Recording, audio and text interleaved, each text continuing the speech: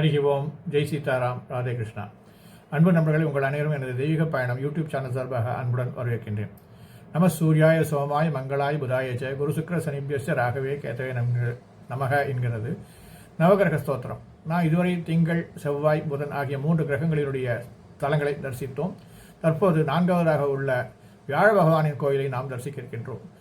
முற்கால சோழர்கள் காலத்தில் கட்டப்பட்ட அருள்மிகு ஆபத்சகாயேஸ்வரர் கோயில் தான் அந்த கோயிலாகும். இங்குதான் வியாழன் குடிகொண்டிருக்கின்றார், அருள்வாளிக்கின்றார். இங்குள்ள மூலவர் சுயமாக தோன்றியவர். பல நூற்றாண்டுகளாக பல்வேறு ஆட்சியாளர்களின் ஆட்சி காலத்தில் புதுப்பித்தல் மற்றும் விரிவாக்கங்கள் செய்யப்பட்டிருக்கின்றன. காசி, ஆரண்யம் மற்றும் திரியம்புழை ஆகியவை ஆலயங்குடியின் பிற பெயர்களாகும். காசி, ஆரண்யம் மற்றும் திரு எறும்புழை ஆகியவை ஆலங்குடியின் பிற பெயர்கள். முசுகுந்த சோழ சக்கரவர்த்தியின் ராஜ்யத்தில் அமைச்சராக இருந்த அமுதோகர் என்ற தீவிர பக்தர்களால் இந்த கோயில் உண்மையில் கட்டப்பட்டது என்று சொல்லப்படுகின்றது. கோயில் கட்டி முடிக்கப்பட்டவுடன் அமைச்சர் தனது மன்னருக்கு பாதி புண்ணியத்தை கொடுக்க மறுத்துவிட்டார். அதனால் தலை துண்டிக்கப்பட்டது. உடனடியாக முழு கிராமம் அமுதோகர் என்ற ஒலியுடன் இது ஒலிக்க தொடங்கியது. மன்னர் தனது தவறை உணர்ந்து ஆலங்குடியில் உள்ள ஆபத்சகாயேஸ்வரர் தன்னை சரணடைந்தார். அவர் தனது அனைத்து பாவங்களிலிருந்தும் அவரை விடுவித்தார். குரு பகவான் வழிபடும் நவகிரக கோயில்கள் இதுவும் ஒன்றாகும்.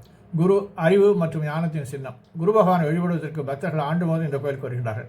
அவர்கள் மஞ்சள் நிற ஆடைகள் மற்றும் சன்னப்பருப்பை வழங்கி கிரகமாட்டங்களிலிருந்து தங்களை காத்துக்கொள்கின்றார்கள் என்கிறார்கள் ஒரு நம்பிக்கை. இந்த கோயிலில் உள்ள தெய்வம் சிக்கன் பாக்ஸின் ஒடுக்களுடன் காணப்படுகின்றது. அதாவது அம்மை ஒடுக்களுடன் காணப்படுகின்றது. இது ஒரு வரலாற்று நிகழ்ச்சி சேர்ந்தது.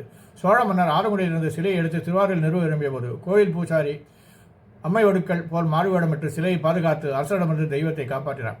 ஆபத்சகாயேஸ்வரின் முகத்தில் இன்றும் அந்த வடுக்களை நீங்கள் காணலாம். அதாவது பக்தர்கள் ஆபத்தில் இருக்கும் போது அவர்களை பாதுகாப்பவர். குரு பகவான் ஒரு ராசியிலிருந்து மற்றொரு ராசிக்கு பயிற்சியாகும் நாள் இங்கு 2 ஆண்டுகளுக்கு ஒரு முறை நிகழ்கிறது.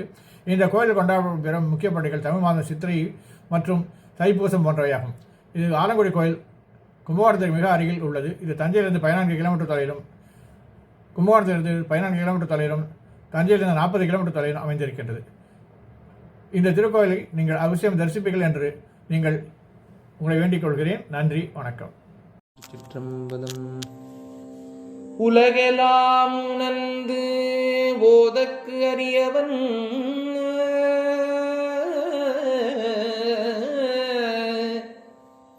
நிலவுலாவிய நீர்மலிவேணியன்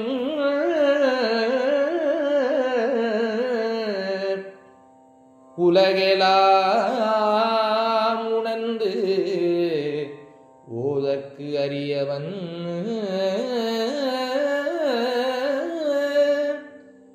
நிலவுலாவிய நீர்மலிவேணியன் அலையில் சோதியல் அம்பலத்து ஆடுவான்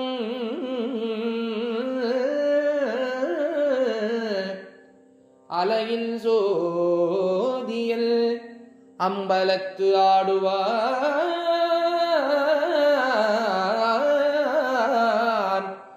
அம்பலத்து ஆடுவான் மலர் சிலம்படி வாழ்த்தி வணங்குவான் சிலம்படி வாழ்த்தி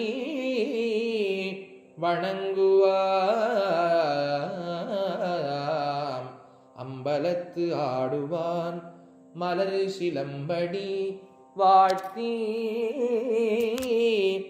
வணங்குவான்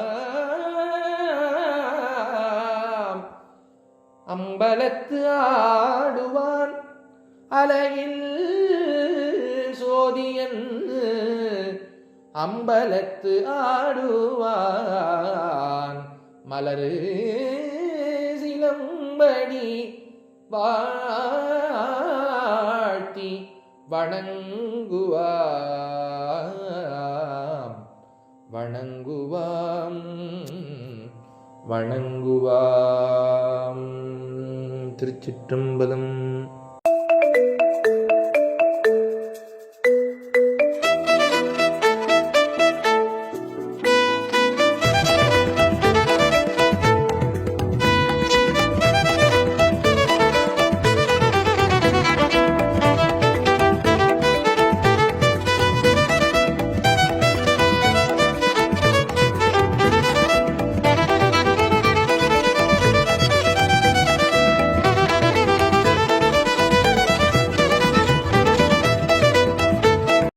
அன்பு நண்பர்களே, என் தெய்வீக பயண யூடியூப் சேனல் மூலம் பல திருக்கோயில்களை நீங்கள் என்னுடன் தரிசித்து வருகிறீர்கள். இதற்கு மனமார்ந்த நன்றி. மேலும் கோவில்களை நேரில் சென்று பதிவு செய்து உங்களுடன் பகிர விருப்பமாக உள்ளேன். இதற்கு உங்கள் ஆதரவும் இறைவன் அருளும் தேவை. எனது பதிவுகள் பிடித்திருந்தால் லைக் செய்யவும், மற்றவர்களுடன் ஷேர் செய்யவும், எனது பதிவுகள் குறித்து கமெண்ட் செய்யவும். தங்களது ஆதரவுக்கு மிக்க நன்றி. மீண்டும் ஒரு புதிய தரிசனத்துடன் தங்களை சந்திக்கின்றேன். Dear friends, you have been visiting many temples with me through my YouTube channel. Thank you very much for this. I would like to visit more temples in person and record them and share them with you. This requires your support and God's grace. If you like my posts, please like, share with others, and comment on my posts. Thank you very much for your support.